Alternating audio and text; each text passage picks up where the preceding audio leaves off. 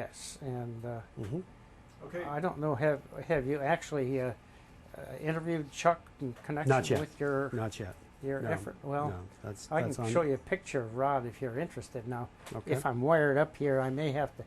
Why don't we do the why don't we do the- interviews first, and then we can Right. get to some of the pictures. But we're all set. Okay. I'm rolling, so Okay. fire away. It's It's too late. I've already told him everything I well, know. no, we'll get there. We'll get there. It's July 25th, 2010. We're talking with Merv Oleson. Merv, you came to the Washington area to work for the government after World War II. Is that correct? That's correct. Yes, I worked as a summer employee in 1948 for just 3 months during the summer, and then I came back in 1951 and have been out here ever since. And you were originally from Wisconsin? I was originally from Wisconsin, yes. Went to the University of Wisconsin. That's correct, Right. at Madison. Right. How did you get into climbing? I got into climbing because depending on how you want to phrase this, I got interested in a girl that I met, and she was a climber, and she kind of introduced me to Carderock and actually also to Seneca. And who was that? That was Betty Johnson. Betty Johnson. And this, we ran around together for a few years, ultimately broke up, and subsequently I ended up climbing with a couple of independents that showed up out at Carderock frequently, Harold Swift and Rod Glasscock. Rod had been, both of them were a little bit older than I was, not necessarily a lot, but a little.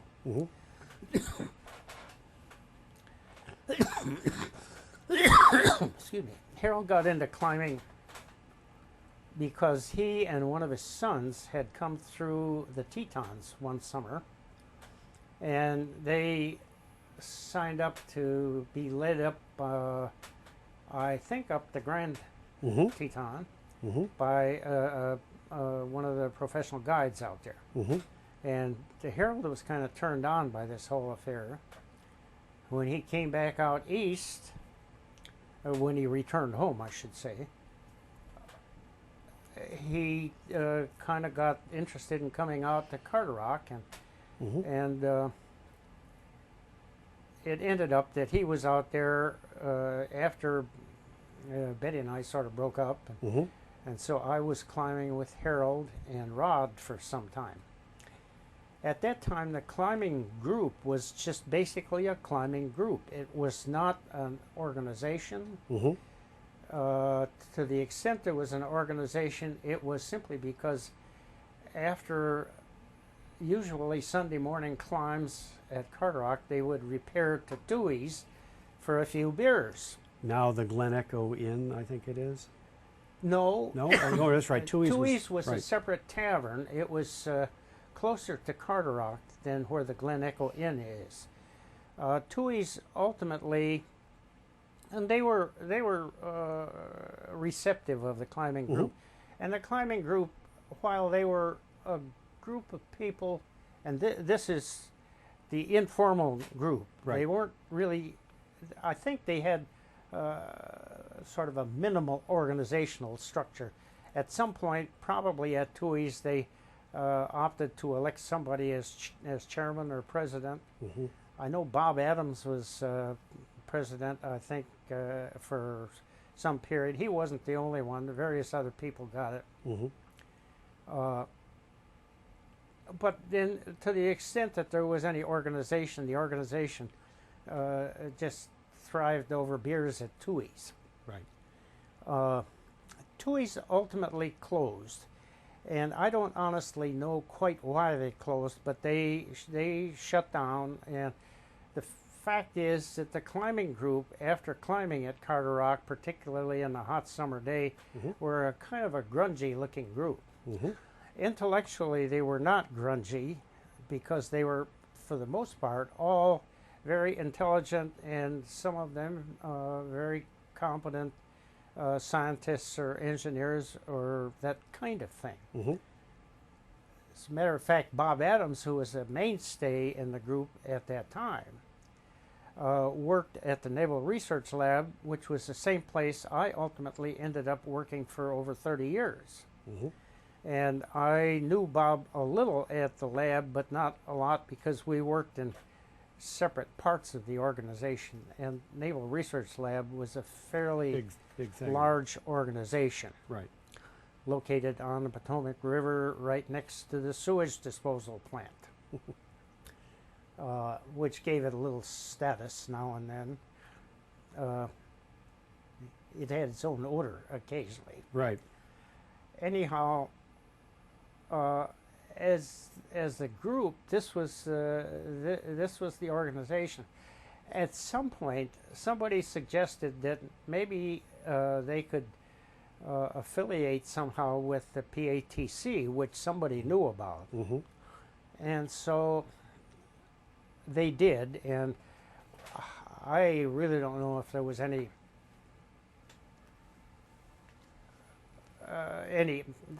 that would constitute a vote Mm-hmm. by whatever. The organization was, as I say, very loose. It really was not a structured organization. It was just a group of friends that got together on a regular basis. Mm-hmm. As a matter of fact, in those days, the climbing at Carderock, some of the group that lived in the District of Columbia would meet at a Howard Johnson's, which was someplace out on, I think, the Rockville Pike or the extension of Wisconsin and Western. Avenue. Right. And I think that Howard Johnson's has long since gone out of business. But they would meet there, and if everybody that they thought might want to come out didn't show up there, somebody would pen a little note and leave it behind the drain pipe for latecomers to indicate that they had met and already gone on out to Carderock. That was the extent of their structure. They ultimately kind of affiliated with the PATC, which at that time had an office downtown in Washington. Right. And I don't know, after I got a little more into to the group itself, Mm-hmm. I would go down there as various other people did, and kind of help out occasionally with. Mm-hmm.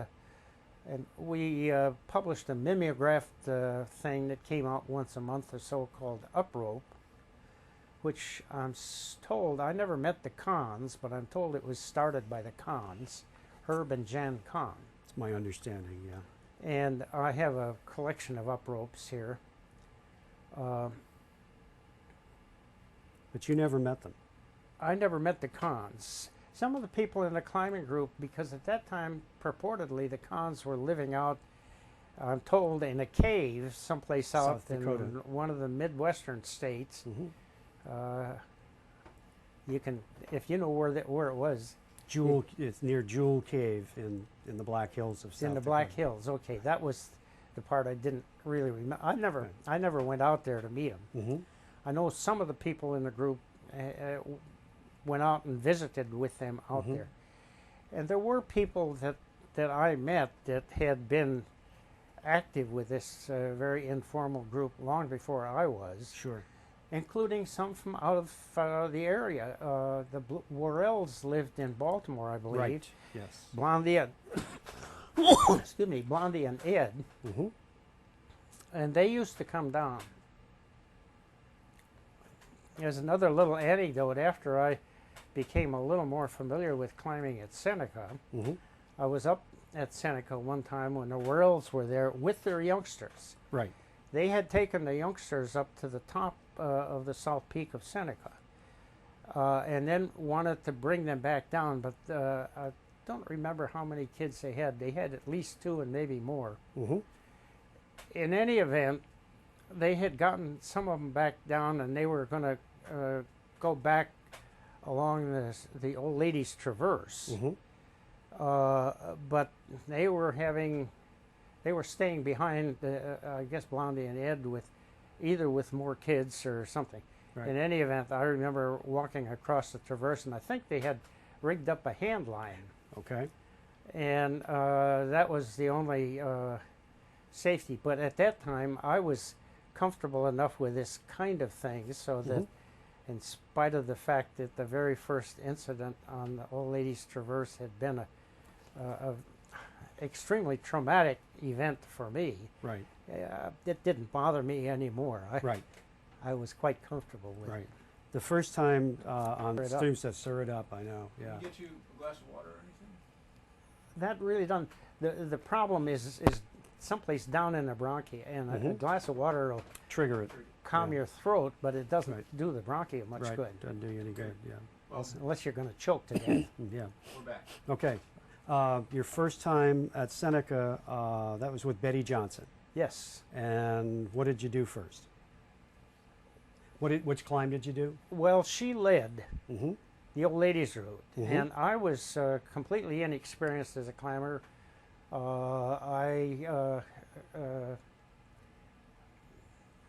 When we did the Old Ladies route, we went up the approach, which is in a little well-enclosed chute on Right. the west side, Yes. which was no problem. But then we stepped out through the keyhole onto the east side, and you're I don't know someplace between 100 and 300 feet above Exactly. the ground at that point, and Instantly. it just for me it was a question of taking control of my nerves, because I could have easily succumbed to complete panic. Sure. Did she protect that traverse by slinging the trees, or? Well, the traverse doesn't really have much protection on it. It's an easy as a climbing maneuver. It's Right. very easy because the traverse has good handholds and good footholds, and Mhm. it's if I remember right, the traverse is 50 or 60 feet Right. from where you step through the keyhole on the southern end to where you reach the flake that angles up on the northern end of the Right. traverse. Right. So the traverse itself and the climb behind the flake north of that Right. is technically very easy. Right. On the other hand, it's quite exposed, Yes. and it really triggers the old acrophobia. Sure. Sure. And it was several years subsequent to that experience before I got up the nerve to go back up to Seneca. Ah. And I went with Chuck Whitling, who Mhm. was somebody that I had a lot of faith in. Mm-hmm. What do you remember? What route you did with Chuck when you were there? I think probably we did the Old Ladies route again. Right. Right. A sort of a reprise. But Right. I don't think Betty was trying to scare me. Right. I think this was just my reaction. And for anybody who suffers from the acrophobia at all, that's a spooky event. The step down from the keyhole to the ledge. Yeah, and then that area, the step down is moderately thin, but not really bad. Mm-hmm. And the whole thing is very exposed. Very much. So that's the spooky part. Yeah. Today, people would place protection many times. Well, there going may have across. been there may have been some protection. I really don't remember that. Mhm. All I remember is that I made the conscious decision that I couldn't succumb to panic, Mhm. because that would do no good, and it might even do more harm. Right. Right. But we made it up, and of course, once you get up to the top of the flake, you're on a good, nice path that leads up to the north summit. Right. And when we came back down, we just rappelled down the old man's route, which, as long as you know something about rappelling, wasn't any problem either. Mm-hmm. But when I got back down, I had firmly in mind that I was never going to have to expose myself to this problem again, Aha. which turned out to be Not true. incorrect. So how many years were you active climbing at places like Seneca? And, You know, I've wondered about that myself. At least 10 and maybe 15. Mhm. It may have been a little bit more than that, because what happened, I ended up getting remarried. Mhm. We started spawning, Mhm. and even when our kids grew up a little bit, we took them out to Carderock once or twice and put them on places like the kindergarten corner, and ultimately some somewhat more challenging things. Actually, one of my 3 boys still climbs as we speak now. He is up in Canada with a Canadian climbing group, which he's been doing for the last 3 summers. And as a matter of fact, the intriguing thing there is that this climbing group has very fond recollections of the first climbs that were made by Arnold Wexler, Don Hubbard, and I don't know whether Chris Skordos ever went with them or not. Chris did go with them several times. And this would be the Alpine Club of Canada with their annual... But they, apparently these people left some kind of little cairns at the summit with some ID.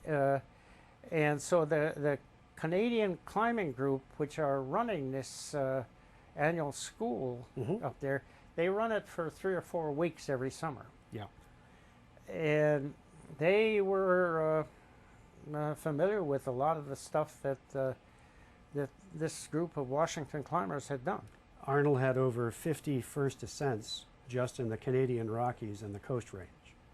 I have his book on belaying, you know, and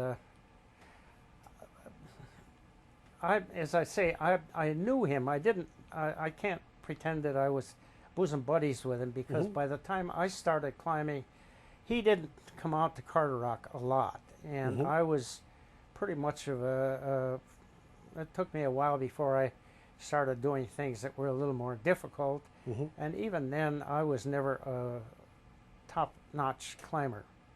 There were many climbers at Carderock that were doing things that I couldn't begin to attempt. Sure. I was never successful in doing spider walk, for example. Oh, really? Okay, okay. Did you ever go to any of the Canadian trips yourself, or? No. Okay. But you did climb some out west.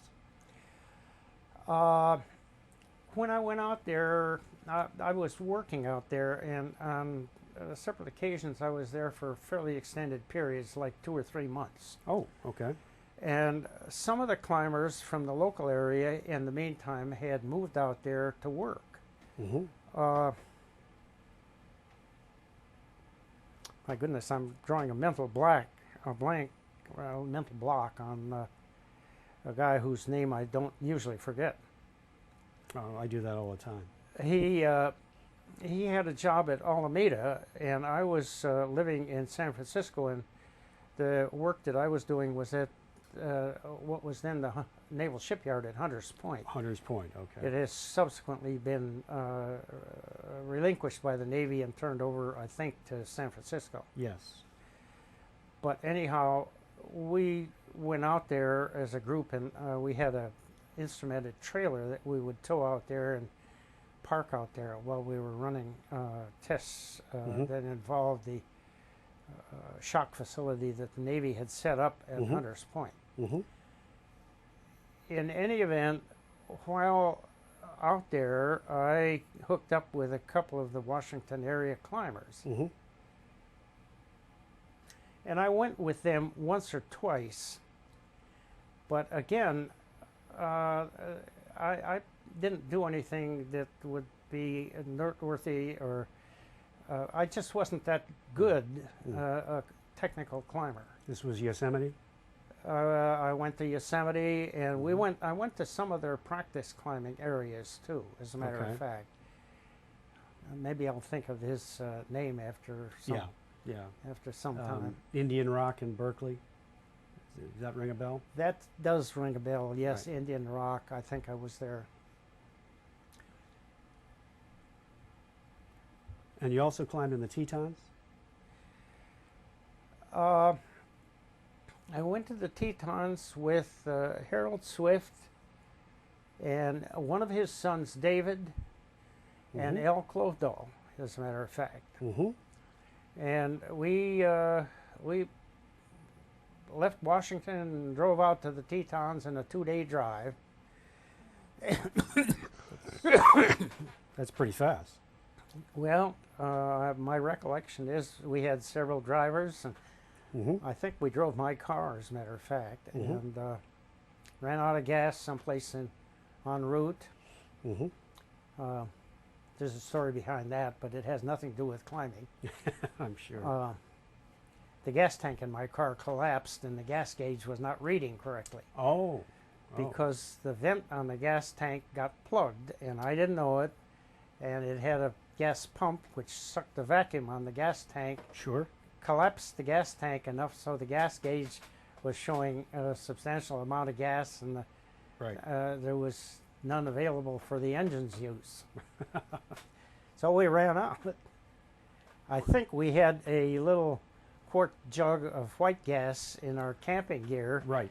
that we poured in the tank until we could limp off the highway in Ohio someplace and Mhm. get to a gas station. Subsequently, with that car, I didn't pay attention to the gas gauge, but I watched the mileage Right. Right.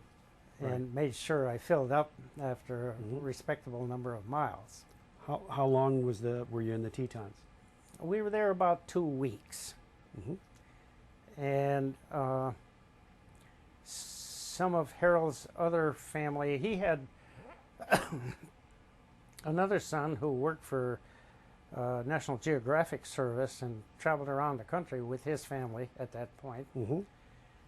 And they showed up and set up camp next to us at the climbers camp at the Tetons. Oh, in Jenny Lake.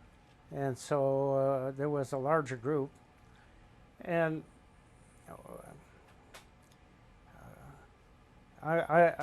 there is nothing about that trip except for the glory of seeing the mountains that Mhm. that I can cite as a climbing achievement, because I think I was probably still too petrified by heights. Did you do the Grand? No. No. I think Al did the Grand, and I think Harold did it, if I'm not mistaken, but I didn't. Okay. The only thing I really accomplished, I had a pair of very heavy Italian climbing boots that I had purchased not long before the trip, Mm-hmm. and I do remember hiking in those and developing a blister within a blister, Oh my Lord. because the boots were heavy and they were not broken in, and I insisted on trying to hike with them. Right. Right. Didn't work well. Didn't work out well. Anyhow, it was an interesting trip, and I liked the people, and Mm-hmm. the scenery was very nice. Right. I did a fair amount of hiking, but very little climbing. Right. Did you climb any place else in between here No. in the Teton? No, just drove No. out there and drove back. Did you do much else out west over the years? Well, ultimately, I got to doing very elementary things in Yosemite, Oh, okay, yeah. and in subsequent years, I think I did part of Monday morning slabs with my wife in the Yosemite. Mm-hmm. My recollection of Yosemite with her was mostly that the valley at that point was so full of smoke from campfires that we ultimately broke camp and moved up to the North Rim. Ah, And my recollection of the North Rim is that somebody else towing a large trailer set up camp adjacent to us. mm-hmm. And it was during a period when it was relatively dry out there. Mm-hmm. And I got very nervous because all of a sudden they had a fire that was sending sparks way up. Oh boy. I went over, and when I went over there, apparently the he of the couple was gone Mm-hmm. temporarily. And I talked to the wife that was there, and I said something about, it probably wasn't a good idea to have so many sparks flying up. Mm-hmm. So she agreed, and she kind of calmed the fire down a little bit.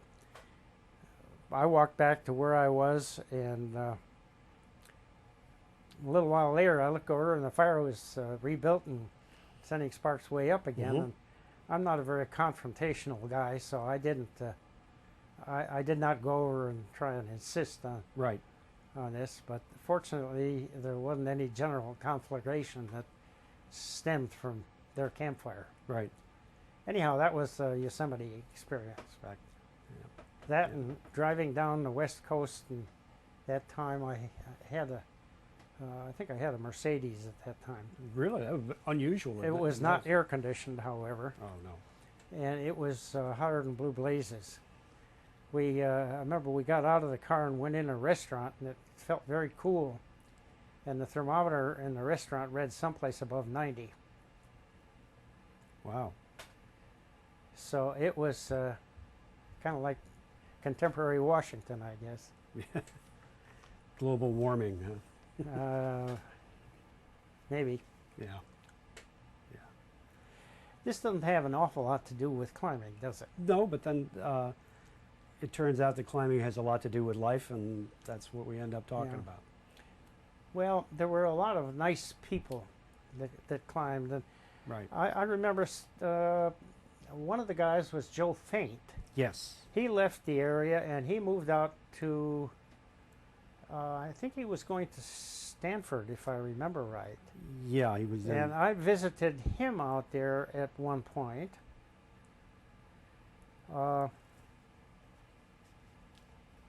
Yeah, Mike Nicholson mentioned him.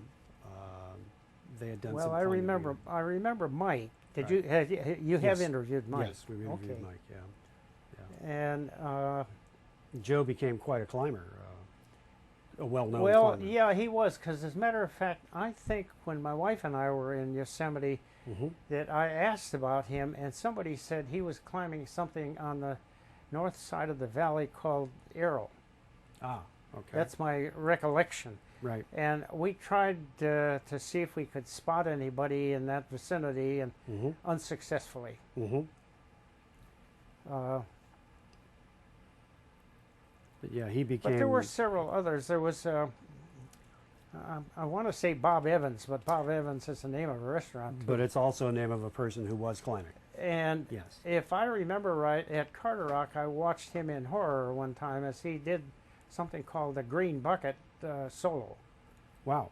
And the Green Bucket, I've never succeeded in climbing. I never really tried. But the crux of this is you go up what amounts to the approach, which is an easy scramble to the top of the rock. Hmm. But above that, you step off and you go on the face. And the crux of the climb is some kind of a bucket hole that you can't see, but you reach over the top for. Hmm. And if you get your hand on it, I guess if you're strong enough, you can pull yourself up over, which is what he did. And I watched him, and had he not succeeded, he would have fallen on what amounts to a flake right directly underneath, Right. which is Right. part of the scramble route. Right. But to me, that was excessively hazardous. No But surprise. again, you yeah. know, everybody has to run their own life, Right. and they make their own decisions. And I don't usually, unless it's a youngster and I feel that they Mhm. are doing something stupid that they should be corrected on, Yeah. I don't try to correct other people's actions. Was this Tom Evans? Tom Evans? Tom Evans, Tom yeah. Evans. That's what I. And I think you're yep. right. Yep. Yep. And there's no question about the fact that he was a good and very strong climber. Yeah. As a matter of fact, I have a vague recollection of him talking about climbing the Half Dome. Yes. Yes, he did. Uh, He did. You can actually find him on Facebook now, with a picture of him well, on Half Dome. I'm an electrical engineer, but I have Mhm. decided that there are manifestations of the cutting edge, so to speak, including Facebook, Mm-hmm. that I'm not really interested in being part of. Sure. Sure. And yeah, again, people make their own decisions. Sure. He makes money these days by selling photographs of people climbing in the valley. On the big walls, he gets a huge lens. Oh, he and, does? Yeah, stands down in El Cap Meadow. Okay. and takes photographs of climbers and then sells them to them when they come back down. Well, that's entrepreneurship at the best. Yep. Yep. Yep. Did you see a lot of people doing those types of things, taking these sorts of... Say again? Did you see a lot of people taking these types of risks, things which were really at the cusp of bold and maybe reckless? No. Most of the climbing group was very conscious of safety. And as a matter of fact, to the extent that they taught people anything about climbing, they emphasized essentially safe climbing. How to belay and belay so that the belay was a good, secure belay.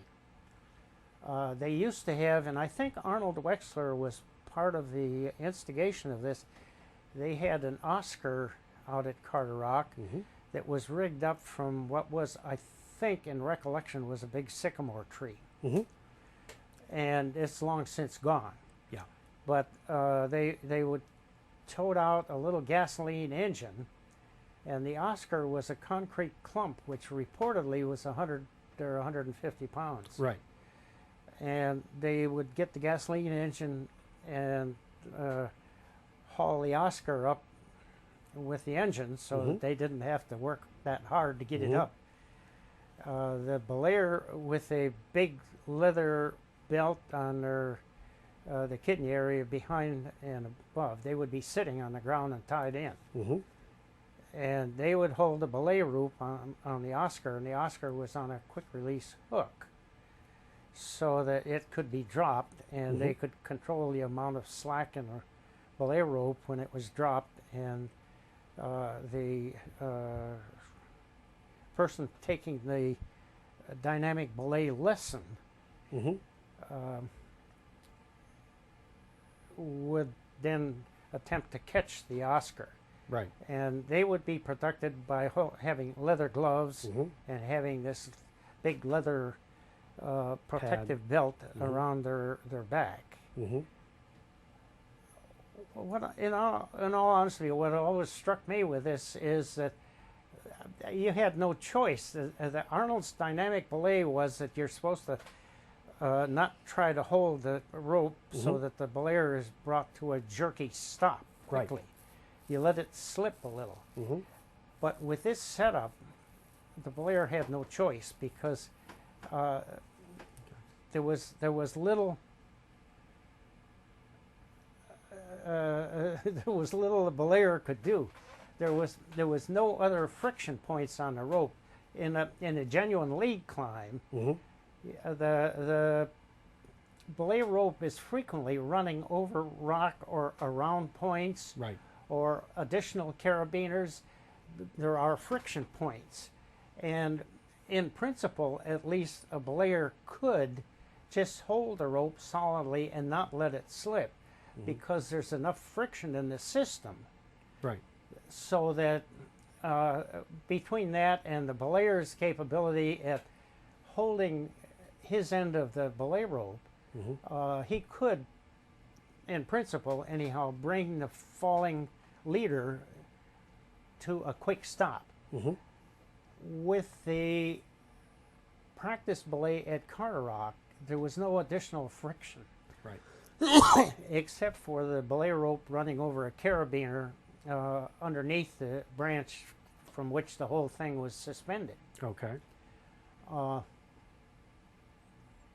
And in that case, I don't think a belayer, under the best of circumstances, would have been able to bring this relatively heavy Oscar weight to a quick stop.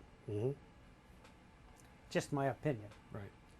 But I was, nobody asked my opinion at that time. And I don't know that I ever offered it. As a matter of fact, I'm not even sure that this opinion was one that developed at that particular time, when I was either a witness to or a participant in the dynamic belay practice. So did you do the practice yourself? Yes. Yeah. Yes. Yeah.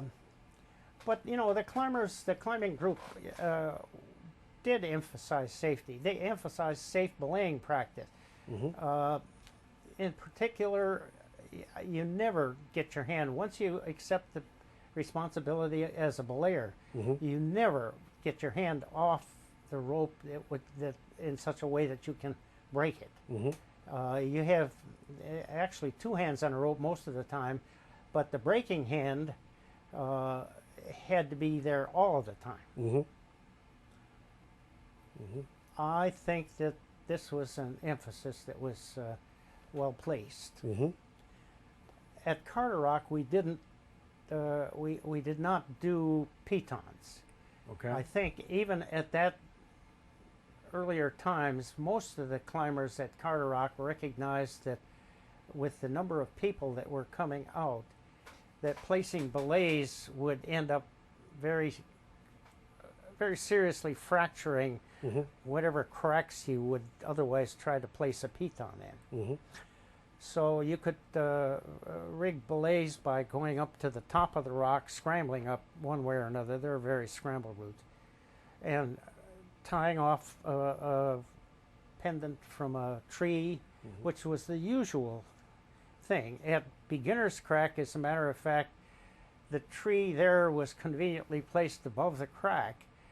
But after long enough of people practicing on beginner's crack and being let down on the rope after a fall or purposely, the tree developed such a large groove from the rope skidding around it that I think people kind of quit even using that tree as an anchor point for the belay rope. Interesting. And you know, certainly when I was still climbing, I would usually have, normally as a climber, after a few years, you have more than one rope because you decide one rope has gotten either too short for your climbs, or else it's had too much wear. And I still have a couple climbing ropes in the garage, which have subsequently served as tow ropes. And it's a well-known fact that if a climbing rope is once used as a tow rope, it's never used for lead climbing again. Anyhow, most of the time there were either extra pieces of climbing rope or extra climbing ropes that you could devote to tying off to a tree someplace, or a couple of trees, to provide an adequate top rope belay. And I think this is something that they did. I think your initial question was whether I saw much risky climbing behavior. I did not at Carderock anyhow. My sense, for whatever it's worth, is that there are always people willing to take risks themselves. This is something that if you're in a teaching situation or a learning situation, you consciously discourage, because it furnishes a bad example. As a climber, I think you depend on the fact that the other people that you're climbing with know how to protect you, and you know how to protect them. Sometimes it doesn't work out, and sometimes there are risks that you end up taking, either consciously or subconsciously or unconsciously. But the honest fact is that most of the time you are dependent on, and you are dependent on the other people you're climbing with. And it's one reason you don't climb with somebody that you don't have a lot of faith in. Am I lecturing? No, you'd be making perfect sense, making perfect sense. I did teach for a while, Okay, right. And I'm aware that there's what I guess you call a pedagogic personality. Attitude, personality, yes, is a good word. And you tend to lecture sometimes. When you started to notice the damage to the trees, was that from? Say again? When you started to notice the damage to the trees, was that from the anchors? Well, yeah, because the rope at the top of Beginner's Crack, Mm-hmm. the tree was placed in such a way that all you had to do was go, and if you took what was at that time a standard 120 or 150 foot rope, 120 that's foot rope. Right. double. That's plenty long for Beginner's Crack. Is after all only 25 feet or so. Mhm. I have other stories about Beginner's Crack, as a matter of fact, Okay. if you're interested. Sure. But it was very easy to go up to the top Mm-hmm. and just loop, pass the rope around the so tree. The rope was and actually back going down to the around ground. tree. Okay. And okay. so the blair's on the ground, the climber's on the ground, and the rope is plenty long for that, and it just Right. went around the tree. So the rope is in motion around the tree. Well, when you're climbing, it doesn't put any stress on Mm-hmm. on the tree at all. Mhm. But much of the time, when people were doing Beginner's Crack, if they either were novices and fell, Mm-hmm. or if they got up to the top and didn't want to have to go to the trouble of rappelling or walking around to come back down, they say, well, just ride me down. Right. So the belayer would ride the climber back down, which Right. gives the belayer a little practice and Right. so on. But this is the kind of thing that ended up wearing a groove in the tree, because Yes. then Yeah. the rope with tension on it, Right. which is, the tension is roughly twice the weight of the climber, Right. uh, Yeah. That's going to wear the. and that wears a the groove tree. in the tree. Yep. And so ultimately, I think many people became aware of that, and they kind of quit using the tree itself. Mm-hmm. As for Beginner's Crack, Yeah. there was another guy that used to climb with us periodically. As a matter of fact, he ran some kind of a climbing school for a while. And again, I'm having a little trouble with names. Bob Norris. Bob Norris, Okay. exactly. Mhm. I was out there one time. Somebody had brought out a novice climber and put him on Beginner's Crack. Mm-hmm. It was a girl. Mm-hmm. And she climbed Beginner's Crack, and she made the fatal mistake of putting her knee in the crack. Ah, yes. And the knee wedged in the crack, and the harder she tried to pull on it to get it loose, Mm-hmm. of course, the tighter it wedged. Mm-hmm. And nobody knew quite what to do. Somebody provided the helpful suggestion that a Russian had been climbing there, and they asked the question, what happens if somebody gets stuck? And the answer that came back to the Russian was, we shoot him, which I guess somebody thought would have made sense to the Russian climber in that particular time frame. Mm-hmm. Anyhow, this girl stuck her knee in there, and Bob was teaching somebody over, I think, on Jan's face. Mm-hmm. Somebody went over and got him because they figured that he was used to working with beginners, and maybe he could do something constructive. Mm-hmm. And he came back, and I think that he was very apprehensive about this. He ended up, I think he got a belay on himself, Mm-hmm. but he got behind this girl, and if you recall where the crack is, Oh, yeah. where the flake is on Beginner's Crack, and just imagine getting a knee.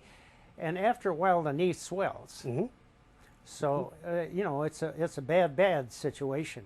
Not a win-win, but a bad. Bob got behind her, and he finally had to jerk on her enough to get her knee extracted. And meantime, of course, as I say, I think her knee had probably swollen a little. Sure. And I'm sure she had a sore knee out of it. And I think Bob was extremely apprehensive because he was concerned that he would be culpable, Right. even though it was a good Samaritan act on his part. Right. That were she seriously injured as a result of trying to get her knee out of it had to get out somehow. You couldn't leave her in there. Yep. And we didn't have any grease to smear in there or Mhm. anything like that. So Mhm. he did get her out. It was not a comfortable situation. I'm sure it wasn't comfortable for him. How long did this whole process take? in recollection, I'll say maybe half an hour. Yeah. We've seen By the like time a lot by the longer, time people saw what the problem was, and got him, and he came and saw what the problem was, and I think he probably made some tentative efforts to get her loose, and found that it was going to take just a hard jerk on her to get her out.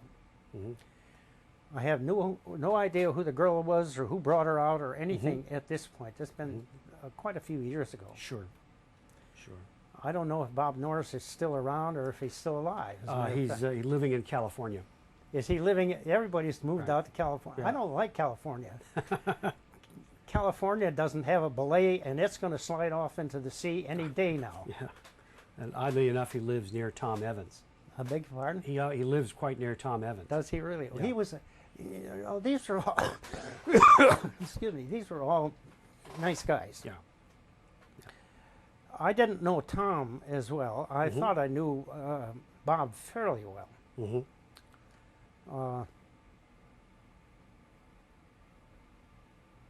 Anyhow, Bob Norris said. Yeah. Yeah. Yeah. And I certainly knew a lot. You know, there are other people from the climbing group that I used to see, and one of them, and I guess I have her to thank for having my name on something at Carderock, which is trivia. This is June Lehman. Yes. When June used to come out, and what I remember is she always came out and she had her lunch in a glass jar because she was convinced that she had so many allergies that she had to be extremely careful about what she ate. A coda to that one is that by the time I last saw her, she said that she was long past her allergies. Yeah. I think she attributed this to the kind of environment that she was in when she came climbing. Ah. But what on earth did she have in the jar? What did she have in the jar? I don't know, food of some kind. Right. That's the whole idea of the jar was to give her essentially a food source. Right. That was not going to stimulate her allergies, Right. whatever they were. Right. Right. Anyhow, she saw me working on this, and it was right next to a climb which, if I remember right, is called Butterfingers. Butterfly. Between Butterfingers Right. and what is called the Easy Layback. Right. Right. We put Peace Corps people on the Easy Layback, as a matter of fact, which had its own interesting aspects. But between these two climbs,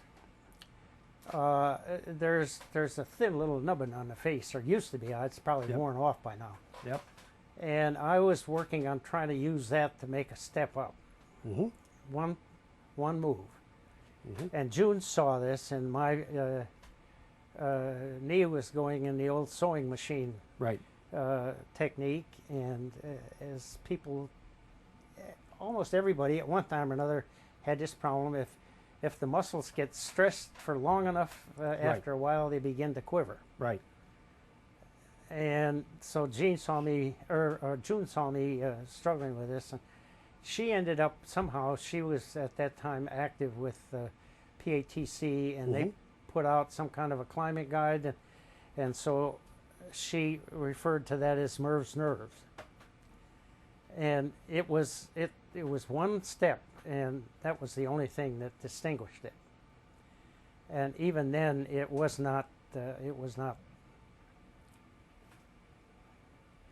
of any major consequence. Right. Well, it is now. It's the nubbins have worn away so much that I'm it's now, sure that this is generally true. You get enough, even if you're wearing some kind.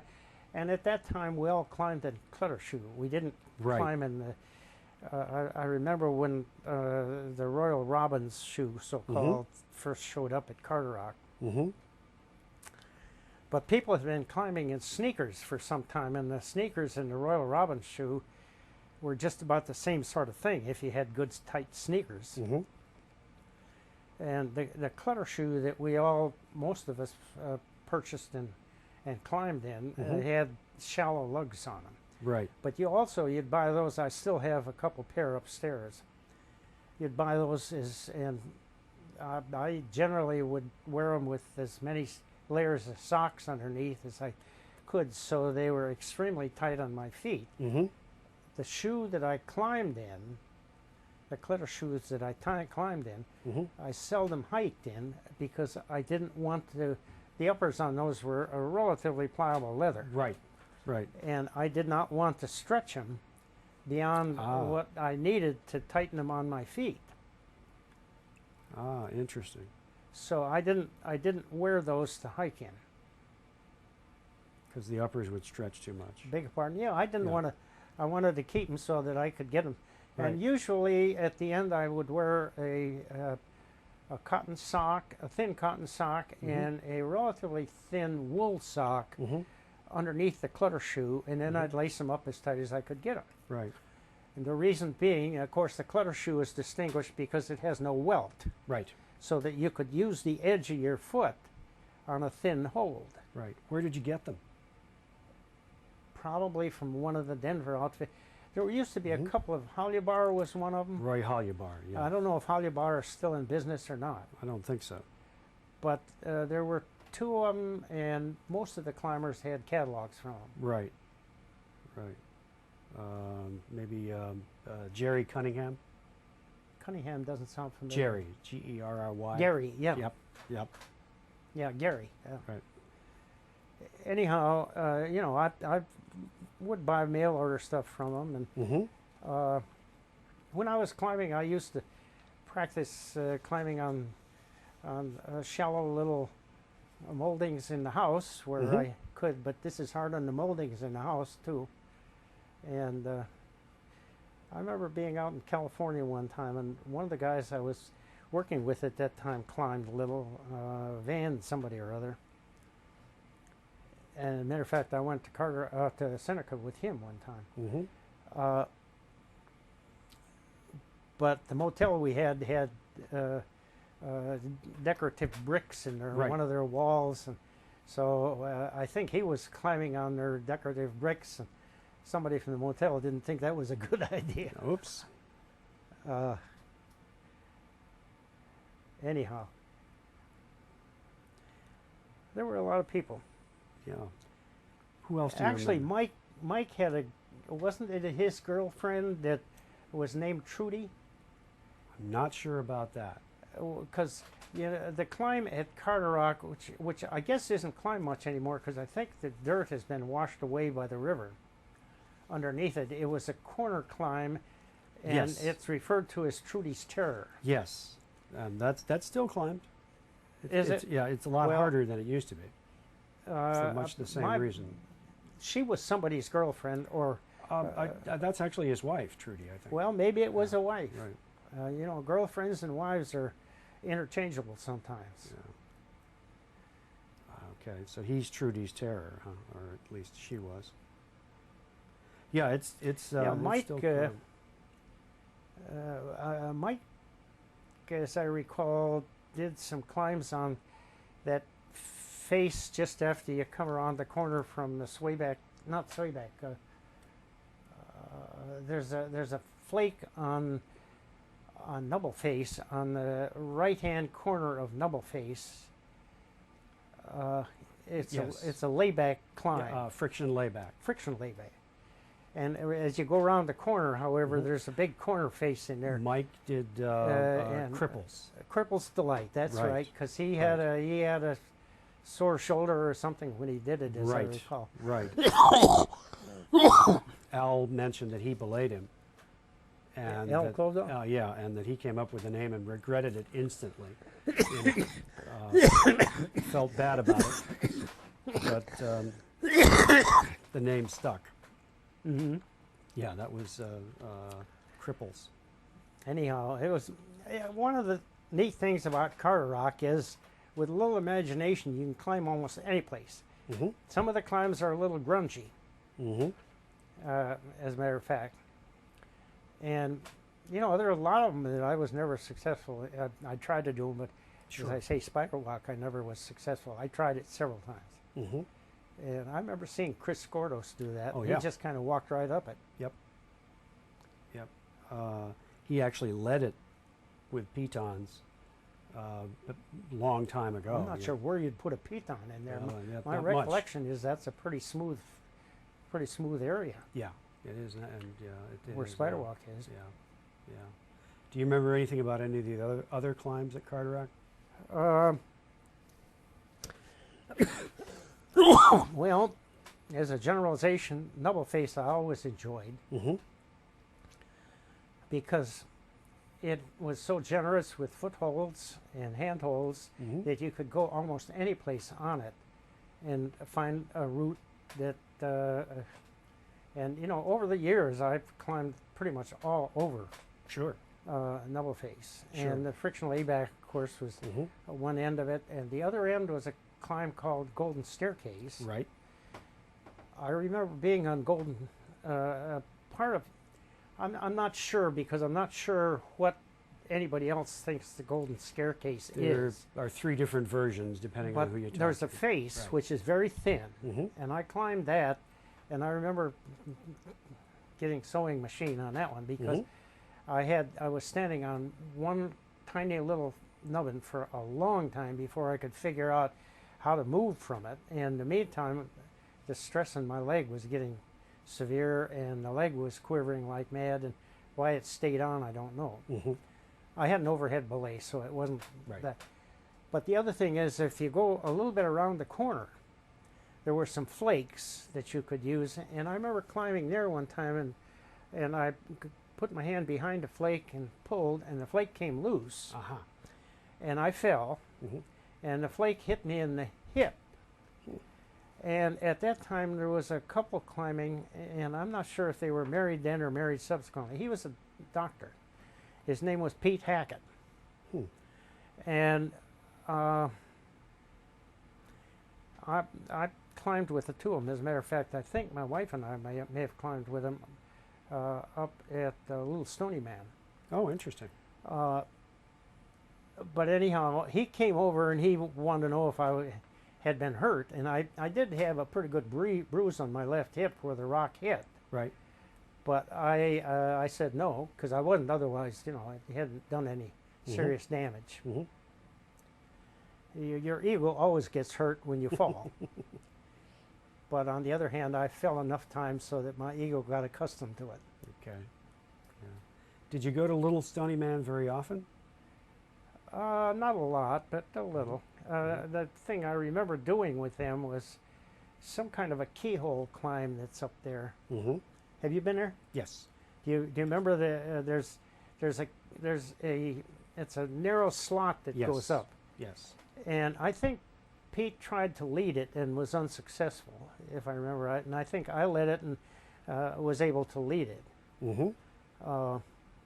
But I liked him, and I liked both he and his wife are doctors, I believe. Right. And I don't remember his wife's name now. Not sure. And I'm not sure where they are.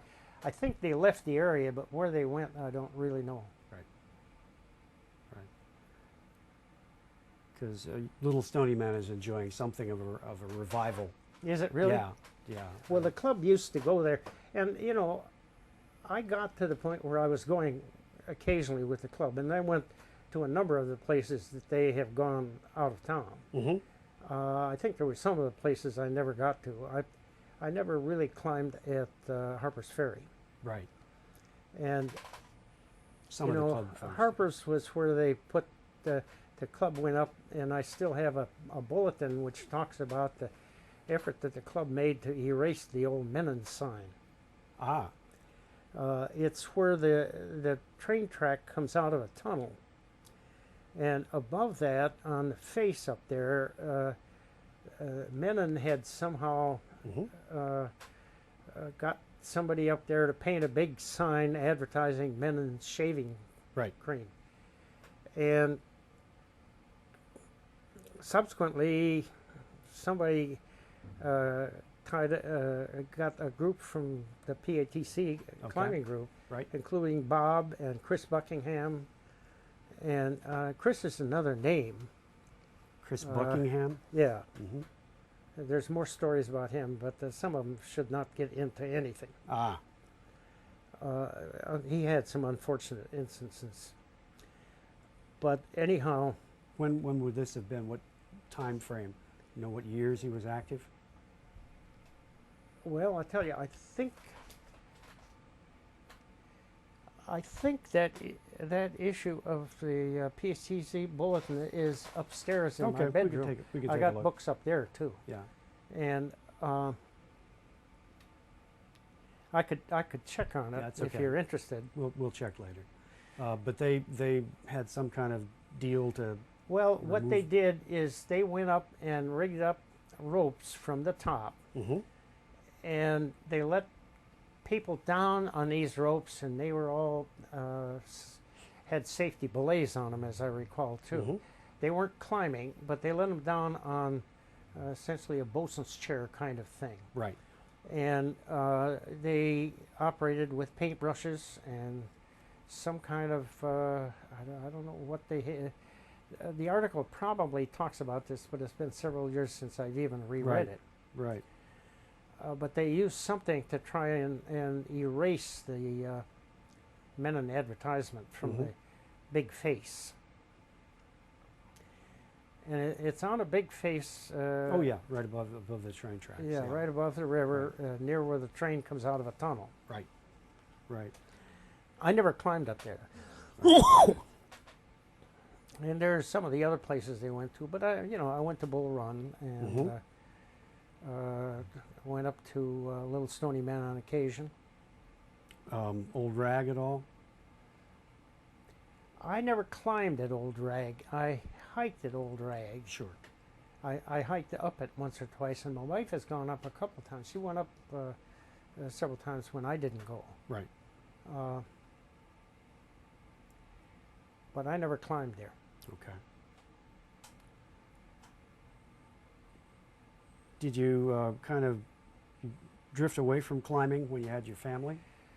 Well, I started to tell you that because I got married and we started having kids, and my feeling at the time was that my wife wasn't going to be able to get out and do this stuff, and she didn't stop me from going. She, as a matter of fact, encouraged me, but I just decided it was not appropriate for me to leave her and run off and do my own thing all one day of the week. So I kind of quit going out. And then when the kids got a little older, we went out and we would take our kids out and we put them on the climb. As a matter of fact, my wife did, maybe I shouldn't tell this, but there's a very easy climb in a corner. If you have ever done Criswex Don, Oh yeah. it starts up in a corner and then there's a long traverse, goes all the way down and around. Yes.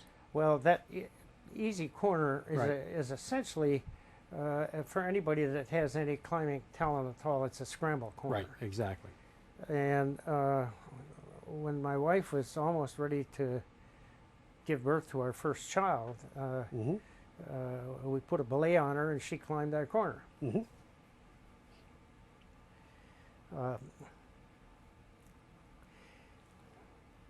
I met her because she's quite a bit younger than I am. And she came out, this one guy I climbed with, Harold Swift, had twin daughters in high school, and my wife was a friend of his daughters. And Harold was a great proselytizer, particularly for beautiful young girls. And so he brought the fan out to Carderock, and that's where I first met her. And at that time, she wanted to hike. She wasn't really interested in climbing. But anyhow, she came out, and she got more interested as time went on, I guess. There was no romance between us in the beginning, but it ultimately blossomed one way or another, and we ended up getting married.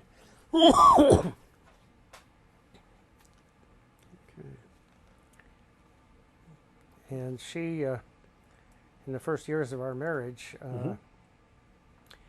I was still traveling quite a bit on business because I did essentially measurement kinds of things.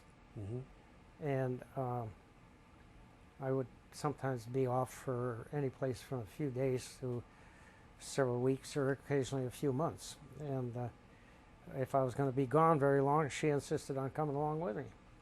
Oh, interesting. So she made some of the trips out to the West Coast. And at various times I lived in different cities in the West Coast because of being out there working. Did she do that when the kids came, or? Our second daughter was born in the hospital on Coronado. Coronado, okay. Yep. In San Diego Harbor. Because I was out there on a job.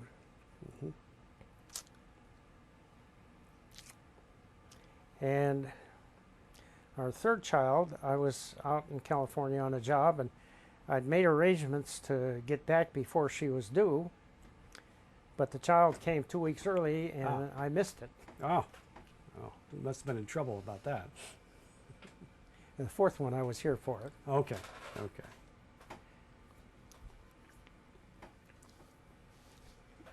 Which son is climbing now again? He would be the third child, the second son. All right. His name is Chris, and he was at the climbers reunion with me. Yes. And he has not, as far as I know, made it to Seneca yet. I keep trying to coerce him into being able to hook up. I don't want him to go unless he's going with somebody that, as I say, that he can has a lot of trust in. Right. I think I've never watched him climb. I think he probably has had enough experience. He's climbed a little bit in Europe at this point, and some in the New York area. Right. He's mentioned some kind of a quarry that a group from the New York area has climbed at. I'll be darned. And the gunks, of course. And he recently went with the climbing group from New York, and even though he was fairly experienced as a climber, they insisted that he go through a 2-weekend training session with them, which I don't think is inappropriate. No. Because they don't know him, and they don't know what his capabilities are. And so they did, and then he went to the gunks with him, and he may have been there twice by now, because at last count, as I say, he's in Canada with the. But that's almost more mountaineering than technical climbing. Yeah. From the way he's described it. Oh yeah, no question. It's the rock is pretty loose in a lot of places there. You know, what you're doing is you're just dredging up all kinds of things. I'm dredging them up at your instigation, which I'm more than happy to do, believe me. That's fine. On the other hand, I don't want to bore you completely. No, keep going. Keep going. What were you thinking of? Well, I was trying to remember other instances. There are a lot of climbs at Carderock, since I climbed there for so many years. And I did do, I did Herbie's Horror a couple of times. And I remember, I think in one of the climbing guides, I think they have a picture of Arnold on the start of Herbie's Horror. Could be, yeah. And the thing that struck me with the picture is that Arnold has the belay rope essentially tied around his chest. Right, which he would never do. Right. Well, when I was climbing, as a matter of fact, when we started, we would just put a loop around the waist, but ultimately we'd end up putting 2 or 3 loops around the waist, and then use a bowline to secure them. So you essentially have a multi-loop thing to spread the strain a little bit. Right. Nowadays, I gather everybody climbs with seat belts. Right, with a harness. With a harness of some kind. Right. I rigged up my own harness because I took some nylon web. Sure. And rigged up a harness, and the only thing was that as the years went on, I added a pound or two here and there, and the harness kept getting tighter. and I had it rigged up so that I could put a carabiner through the through a loop, and I had it rigged up with like a seat sling would be, Right. You know, Right. that you'd buy at a store, I guess. Right. I never owned a seat sling. Okay. Anyhow, I had this thing rigged up, and for rappelling, if I had a brake bar or something, it eased the strain. I was going to comment also when we were talking about beginners. Many times I saw Chris Skordos, and I emulated this myself subsequently, doing essentially a one-legged rappel. Yep. If you've seen it, you know what I'm talking about. I don't have to demonstrate. I've seen it. And it's if you know what you're doing, it's all right. But it's not something I would consider to be to have a lot of safety aspect to it. It was pretty scary to watch. Huh? It was pretty scary to watch. Yeah, well, you know, you just put it around one leg. And if you do a body rappel with a rope, this works. The only thing is that it heats up. As a matter of fact, the first parka I bought from either Hollybar or Jerry, whichever one it was, Right. had a leather patch over the Leather left patch shoulder on the shoulder. to protect from shoulder burns from body rappels. I still have that parka someplace upstairs, I think. I do think about this, and as a matter of fact, not when my the one son came back after he'd been to the Gunks. I did carry a bunch of slides upstairs. Right. And who was trying to show some of them. Unfortunately, the projector I have, which works fine, but I didn't have the slides in a carrier, so when you're dealing with individual slides, you always have the problem of orientation. Right. And I have a little thing that I can put the slides in, but it doesn't provide for easy reorienting if you find the slides in sideways or upside down or that sort of thing. Right. Are you almost done with your videotaping? Anything you I can have think one or of? two quick questions. The first is you had earlier mentioned that you had an overhead rappel when you were climbing. Pebbles. Say again. You earlier mentioned that you had a overhead belay when you were doing pebbles, and I was just wondering if that was common or if people sometimes When I was doing the what? Merv's nerve? not Merv's No, nerves, okay. no, pebble face, right? Like the Double face. Double face. Yeah. Oh, Excellent. double. Well, almost always. All the climbs at Carderock, as far as I'm concerned, are rigged up with an overhead belay. I think I have done the Christwest-Don because that doesn't lend itself to an overhead belay. Right. It's just a long traverse. Right.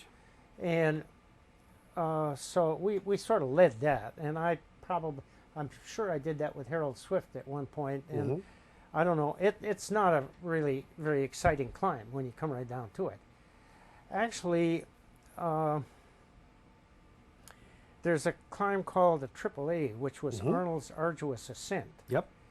And that one I've done several times with an overhead belay. One time I managed to disturb a hornet's nest and got stung and near the top of it. Right.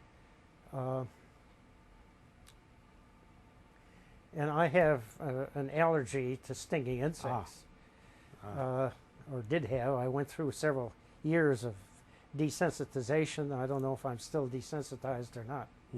I haven't tried to get myself stung. Anyhow, Arnold's Arduous Ascent is, I don't think it's a terribly difficult climb, but it's a top rope climb. And the top of it, as I recall, is either vertical or maybe even slightly overhung. Slightly overhanging. Yep. But it has good buckets Good in there holes, that you yeah. can get your hand in. Yeah. And you could disturb hornets if they happen to be there. You sure could. Now the bottom is kind of polished. The other now. thing is, and I wrote an article for Uprope about this. There's a couple climbs, and again, the last I knew, the dirt under them may have eroded. They were Downstream from AAA? yes, they were downstream from AAA. There were two of them side by side. The Sterling's Sterling's Twin twin cracks. Cracks. Yes. And the article I wrote was instigated partly because I thought, you know, I'll set this up and I'll go up on the upstream of the two climbs is easier, Mm-hmm. and I'll get a belay on that, and I'll carry my camera, and somebody else can do the downstream one, and I'll Mm-hmm. be shooting pictures of them. This was all right until this guy, I've forgotten who it was now. The names are in the article I wrote. Ah, okay. I have a copy of that someplace. Anyhow, he was up a little ways, and the belayers were just sitting on the top of the cliffs at that point. Oh, okay. It wasn't the rope going up and back down again. Ah, okay. And he hollered down. He said, "You know, are you in a good secure stance?" And the answer was no. Mm. Well, find someplace where you can stop. And to make a long story short, what had happened was there was a large copperhead that had shown up close to the belayers sitting on top of the rock. Oh, boy. And so they ultimately, he moved a little. The belayer did, and they kept an eye on the copperhead, which Mm-hmm. was very quiescent, as I recall. It was a nice sunny day. Mm-hmm. And ultimately, we all got up at the top. Mm-hmm. And sure enough, here there was a broken branch over there, and they said he's under there. So somebody threw some pebbles, and sure enough, this little head kind of poked out there, and it was distinctly a copperhead. You know, Mm-hmm. copperheads are the only venomous snake in this particular area. Mm-hmm. I've confirmed that with people who are supposed to know. If you go a little further north, there are rattlesnakes, but none right around here. Anyhow, we all sort of eased our way away from this, Mm-hmm. and I looked down, and there was a little notch, and right here was this little coil of gold line. And it was another one that had just shed its skin, and it was brighter than the dickens. Oh, my Lord. And it had its little diamond-shaped head out there. Right. But it was very lethargic, I guess. And I, needless to say, didn't stick around for a long time. But Right. we didn't run away. I just moved my foot so it was not quite in proximity. Oh, boy. But I had seen a shed snakeskin Mm-hmm. at the top of the rocks prior to that. This is the only time I can remember, anyhow, when I actually have seen copperheads at Carderock. I knew that in principle they could be there, and you know, when you go out in the woods, there are all kinds of potential venomous things that can get after you. Mm. So they're still there. I'm sure. I have one final question myself. So I'm interested in sort of seeing like a big picture view of who was coming to Carderock at the time. Like I know today when I go there, there's distinct user groups, a lot of younger groups and organizations and stuff. But was it the type of environment where you would just go any given day on the weekend or maybe during the week, and there would be a variety of people that you'd know that you would bump into? Used to be. In the beginning, particularly. And if you could talk to John while you give the answer. Well, in the beginning, particularly, because it was, as I say, it was a very loosely structured thing. Mm-hmm. This was before they joined PATC. Right. And they always were more than happy. There were always people that were more than happy if somebody showed up with just a mild curiosity, would you like to try it? Mm-hmm. And you know, not everybody, but certainly there were a number of people that were willing to let themselves get tied into a belay rope and take a stab at something. Mm-hmm. When I was climbing, and particularly after I'd been climbing for enough time so that my nerves were generally fairly quiet. Right. My nervousness or whatever. I used to try and tell, if I was trying to help somebody, you know, climbing is like ballet dancing. What you have to do is you have to try and balance and stand up straight. Don't try to lean into the rock. When I learned to climb, the first thing I thought was, the closer I can get to the rock, the safer I am. But that's not the way it works. What you want to do is to keep your weight on your feet. You use your hands, not as a rule, to pull yourself up unless you're doing a move like a retable or an overhang where you just plain have to use your hands and arms to pull yourself up. You use your feet dominantly, and you use your hands to provide the balance that keeps your body weight properly centered over whatever your feet are standing on. The answer to your specific question is, in my experience, everybody was more than happy to provide provide belays, to provide help, instruction, anything anybody wanted to do. If they were willing to do it, there was always somebody willing to help. Right. The climbing club, I alluded to this earlier. The climbing club, on 2 or 3 different occasions, got tapped by the people who were running the training school for the Peace Corps. Because the Peace Corps trainees, they wanted to expose them, in their training courses, they wanted to expose the Peace Corps people to environments with which they weren't familiar and which had the potential to be a little scary. And climbing was one of the kinds of things that would do that. Right. So they, on a couple of occasions, they came out, you know, there'd be 20 or 30 of them. And there was always climbers that could help. And I remember we set up a Tyrolean traverse from the area in the vicinity of Easy Layback to the island out in the river. And I don't remember if somebody swam out to the island to anchor the traverse out at that end, but anyhow, they were doing a Tyrolean traverse over this little branch of the Potomac River. Sure. And you know, this, for somebody that hasn't done this, terrifying. It's a little spooky. Right. And I remember people going on Easy Layback, and as somebody who'd climbed out there a lot, Easy Layback is, it has some elements of strenuousness, because any layback, by definition, is one in which you're using your arm strength and your leg strength to provide friction, mostly for your feet. And I remember 1 or 2 of the people on Easy Layback would get up. There's a place where there's partway up. It's not a high climb. Right. But there's a place partway up where there's a ledge.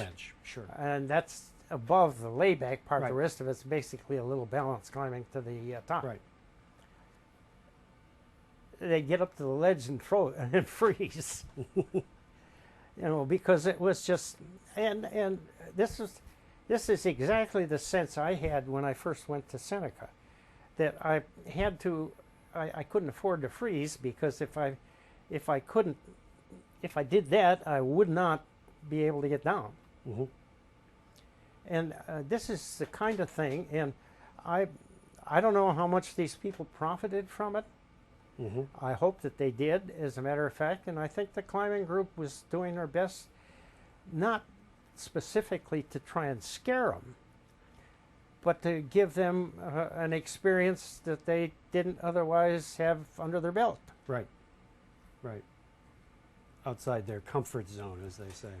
That's about the size of it, yeah. Interesting, because that continued for years with State Department and CIA, you know, hiring people to do the same thing. Well, I don't know if they're still sending people out to Carderock or not. Don't know. Well, I haven't been out there I got to the point in my knees, I got so much arthritis, both my knees have been replaced at this point. Oh, okay. But I had arthritis so bad that I just couldn't do even the scramble routes to get down to the base of the cliffs at Carderock. Right. And so I just haven't, my wife has been out there once or twice, and the one son has gone out, but I haven't been out there for quite a long time now. My knees are such that I could probably get to the base of the cliffs at this point. Went around the west end. Yeah. It's a walk down now. But on the other hand, I can't do it. Right. And you know, why go? What I enjoyed was partly the sense of one other thing in a more philosophical vein.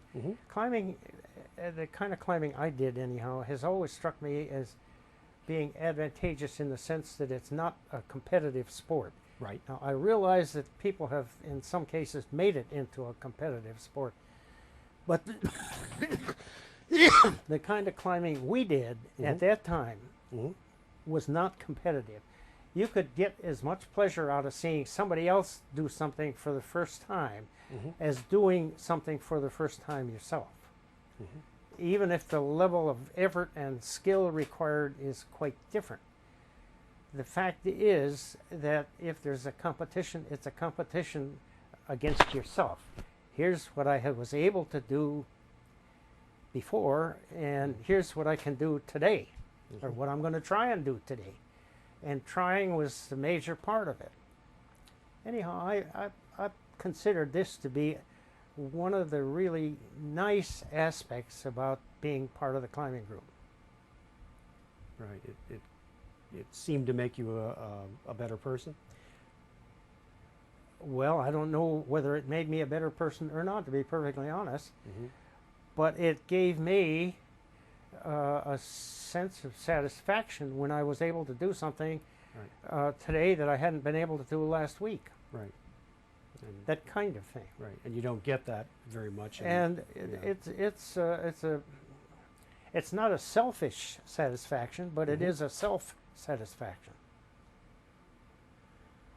You know, because my sense was that the people in the climbing group, you know, Bob Adams was a key to a lot of these things, because Bob was a really nice guy and he was very considerate of other people.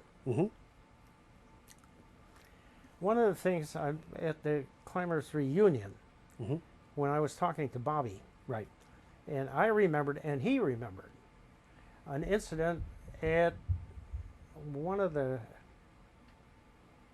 I've forgotten which one of the away places it was that the climbers went to. When Bob and Kate and their two boys were there, and they had brought some kind of canned stuff in their backpack for lunch. One of the boys finished off what he had and threw the can over the edge. It was a long ways down. And it was an area where it wasn't easy. It was not Carderock. It was someplace, I think it may have been along Skyline Drive or someplace, one of those areas. It may have been Bull Run. I'm not positive. But in any event, Bob said, you go down there and you get it and bring it back up. And he did, and I think it was Bobby. It was Merv, Mike Nicholson told us the same story. Okay. Yep. So it stuck with him too. Well, this is impressive. It's impressive on several measures, among which is the key one is this is the way he raised his kids. And it's the way I would have wanted my kids to be raised. And to the extent possible, I think my wife and I tried to do that. My sense is that there are not a lot of people around that have been raised this way, contemporary society. Maybe I'm wrong. I hope I'm wrong. But so far, the evidence suggests that if I'm wrong, I'm only wrong in degree and not in core. Yeah. Interesting that that story would stick with both of you for quite a few years. Well, you know, Bob was a good guy, and he had a not only he was not charismatic, but everybody kind of took to him and liked him, and he was he was considerate without being patronizing. Right.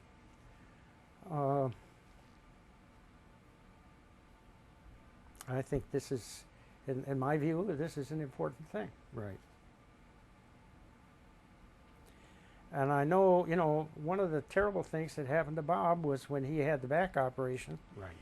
and it ended up paralyzing him. Yes. And he, he had essentially no use of his legs and ankles. And I remember him wearing boots with big braces on him, coming out to Carderock and trying to get off the ground on beginner's crack. Right. Right. Couldn't do it. Pretty much unsuccessful. Right. Right. Yeah.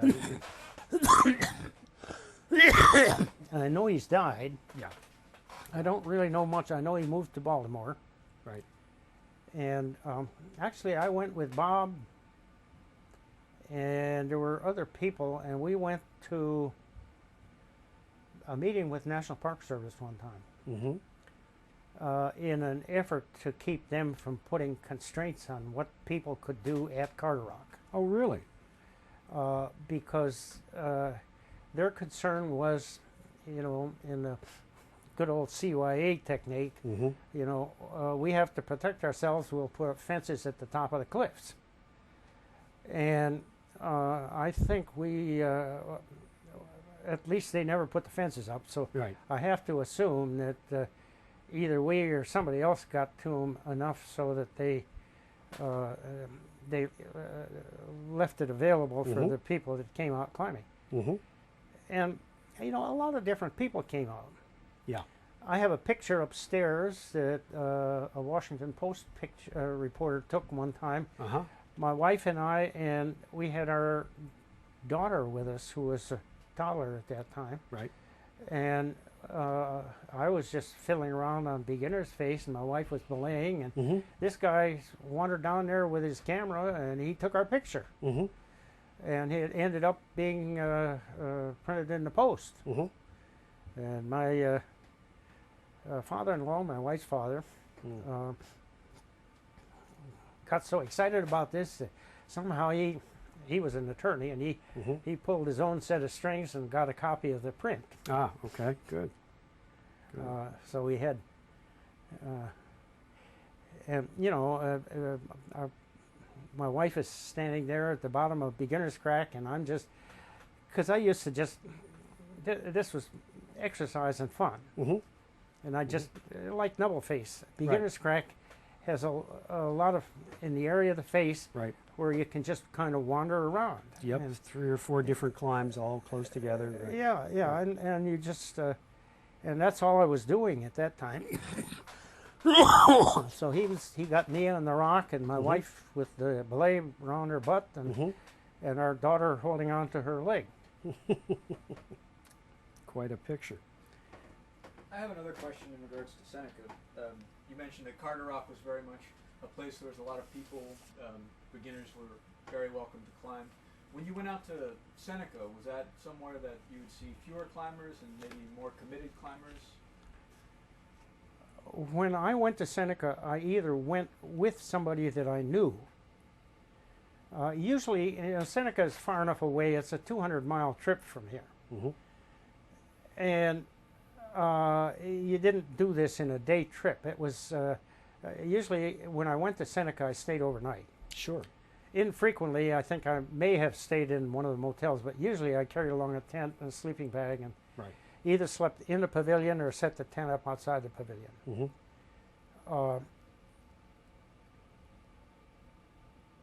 I did not go with people that were strangers. I went with people that I knew, So if your question is, did we invite other people to join us at Seneca? The answer is generally, I would say no, because just like the New York group wanted to make sure my son knew what he was doing before they went on committed lead climbs with him at the Gunks, I wouldn't want to have gone on Seneca with somebody that I didn't know. I went with my wife. Right. She was not a serious climber at that time. I did things that I felt comfortable doing, and at that time I felt comfortable doing the name of the climb is Breakneck. Breakneck. Yeah. Right. And you know, I didn't usually do difficult climbs, and Breakneck was about as difficult a climb as I was willing to go.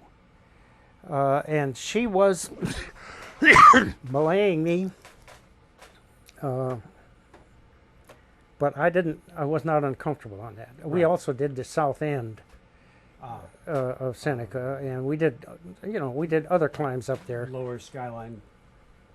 Yeah, I guess the start of the lower skyline. Right. And that has one very thin move on it. Yes, it does. But on the other hand, the rest of it's not especially difficult. Right. And once I got past that thin move comfortably,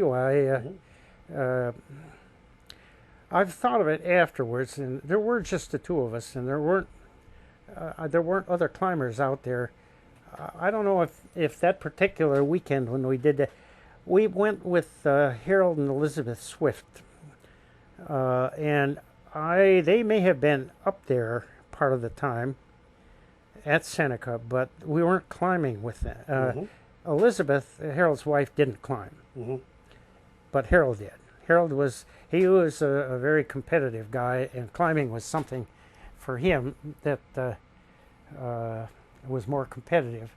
On the other hand, he and I got along, and we were able to operate on a level that I was comfortable with anyhow. Right. Even though I didn't want to have to make it into a competitive sport. Right. I guess my question is not so much whether or not you invited beginners along, but more if there was just more of a feeling of commitment out there, and whether or not if you went in a small party, if you were more or less one of the only or few parties that were there, because today it's not uncommon if you go to Seneca to have to wait at rappel stations because it's so overrun with people. I suspect that's true. Even when I was going, this is quite a few years ago now. My wife and I were married, as I said, in 1970. And the fact is that this, I think when she and I went up there was before we were married. Right. Either that or just after, but I think probably before.